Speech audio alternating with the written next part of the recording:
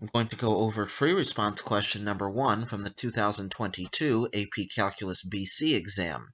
And from 5 a.m. to 10 a.m., the rate at which vehicles arrive at a toll plaza is given by this function a of t, which is given explicitly right here.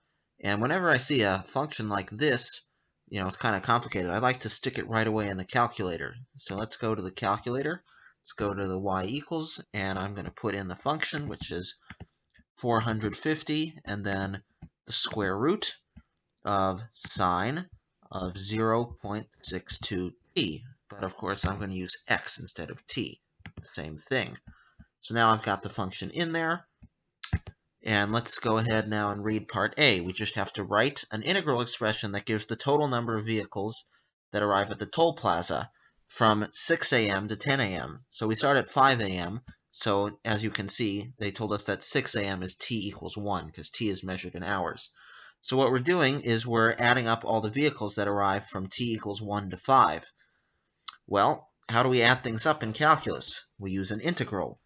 So this is going to be an integral, and it's going to be going from 1 to 5 of our function a of t dt. And we're already done with part A, because again, we don't have to evaluate anything. It just says write, but do not evaluate. We'll move on to part B. So for part B, we have to find the average value of the rate at which vehicles enter the toll plaza from t equals 1 to 5. So since the rate is given by our function a of t, we have to find the average value of a of t from 1 to 5. So to do that, we will have to integrate from 1 to 5 a of t, and then we will divide it by 5 minus 1. And we are going to, of course, do this in the calculator. So let's go to the calculator. As you can see, we still have the function in here. Let's go to the home screen, and let's integrate. Although perhaps, as you can see, we're going to divide by 4. So perhaps I will put down 1 over 4 first. And then we'll integrate. So we'll go to Math and hit number 9. And we're integrating from 1 to 5. And I've already got the function in there. I just have to go to Variables and then the function and put in y1, because remember, that's where I stored my function. And we'll go ahead and get a value for that. All right, 375.537. So we'll come and put that down right here. 375.537. We'll say vehicles per hour. I don't know if you have to put that down because they gave it to you already, but no, it can't hurt. And we'll go ahead and move on to part C. For part C, we have to figure out whether the rate at which vehicles arrive at the toll plaza at time t equals 1 is increasing or decreasing. Well, how do we find out if a function is increasing or decreasing at a certain point? Well, we take the first derivative and evaluate it at that point. And if we get a positive result, it'll be increasing. And if we get a negative result, that function will be decreasing. So what we want to do is find a prime of 1. So a prime of 1. And of course, we're going to do that on the calculator. So we'll go to our calculator and we'll do derivative. So we have math number 8 for derivative. And of course, on the calculator, we're using x instead of t. And I'm going to put my y1 in there, which is my function once again. So we'll go over here, y1. And we care about the point t equals 1. So in this case, I'll put in x equals 1. And we'll get a value. And value is 148.947. I don't know if we have to write that down, but I'll put it in, 148.947. And now we just have to make an argument, because clearly a prime of 1 is greater than 0. So a prime of 1 is greater than 0. Therefore, a of t is increasing at t equals 1. And that's it for part C. Move on to part D. All right, so part D is not quite so straightforward as the other parts have been, so let's read it carefully. So we're told that a line forms whenever this function a of t is at least 400. And we see that we have this new function here, n, which gives the number of vehicles in line at a time t, where t is between little a and 4. and then we're told that little a is the time when the line first begins to form, and that's going to be when this function is equal to 400. We know that the line will form whenever this function is at least equal to 400, so little a will be the time when it first begins to form, and that's when this function will be equal to 400. So we'll keep that in mind. And we're looking to find the greatest number of vehicles in line at the toll plaza in this time interval where t is between a and 4. So we're basically looking for the maximum value of n of t on this interval. And because n of t is given by this definite integral here, we know that n is differentiable, therefore it is continuous. So to find the maximum value of a continuous function on an interval, we have to check the endpoints, and we have to check the critical numbers. Critical numbers being where the first derivative is equal to 0. So let's first worry about the endpoints. The endpoints are going to be little a and 4. All right, 4 is 4. We don't need to do anything special there. But we do need to find the value of little a. So that's where this function, big A, is equal to 400. So let's go to the calculator here. Let's clear this out. And we've got the function here. We want to set it equal to 400, so let me also graph 400. And if I graph this right away, we won't be able to see 400 because it's way up off the screen. So let me change the window. So I want to put the y minimum, let's put it at 390, and put the maximum at 410. That way we can see 400.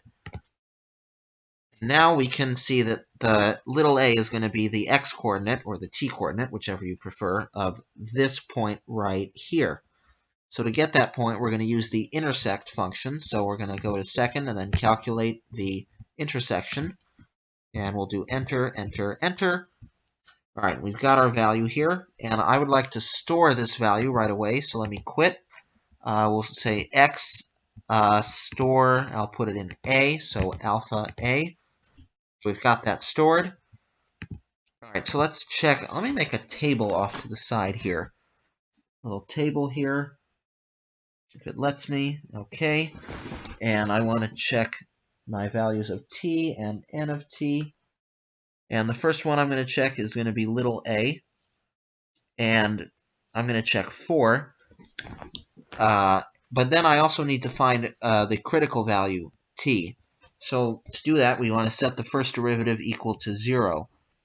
So n prime of t, well, by the fundamental theorem of calculus, when we're differentiating with respect to t, this integral, we're just going to get the inside function evaluated at t. So n prime of t is just going to be a of t minus 400. And we want to set that equal to 0. So it tells us that a of t equals 400. Well, we look at the graph here where a of t equals 400. We already got one of those points, but now we need to get this one, because that's going to be a critical value. So this time I'm going to do another calculate an intersection. I'm going to cursor this over slightly, just until, so it will give me the other one. Okay, went too far. All right, so we'll try this. All right, so now we have our new x-coordinate, and I want to store this one as well. So let me store this one. So I'll say x store in, I'll put this one in B. All right, so it's 3.598, and I will put that down right here, 3.598. All right, so now I just need to evaluate n at each of these values, and see which of these outputs is the biggest. All right, so for the first one's easy. We're going to plug in t equals a here, so we're going to be integrating from a to a. Well, integrate from a to a, you get 0. All right, now for the next one, we're going to be integrating from a to this value right here, and of course we're going to use the calculator to do this. So I'm going to go to an integral, and we're going to be doing it from little a, which was this value right here that I stored. So I'll put that in, alpha a, and we're doing it up to this value, which again I have stored in b. So we're going to be integrating this to b, and we want to integrate this function right here. So a of x minus 400. And don't forget, I have my a of x stored in y1. So let me quit this and let me go inside here and put in my y1. And then we have the minus 400. And let's get the value for that. All right, 71.254. Put that down here. 71.254. And then we have to do this again at 4. So let me see if I can copy this input so I don't have to do it again. If it lets me. I don't know. Oh, yeah, okay. So there we go. Now I just want to go and change this to a 4. All right, we get 62.338. So I'll put that in right here. 62.338. Now we just want to know which of these three values of the function n is the biggest. Clearly, it's this one right here. All right, so the maximum number, the greatest number of vehicles is going to be this right here, but it says round to the nearest whole number. All right, so it's going to be 71 vehicles. All right, so this is our answer. And then we still have to justify. It says justify your answer. I will say that 71.254, and I think that for my justification I won't round, is the maximum value of n on this interval where t is between a and 4. Now, I think that would be an okay justification.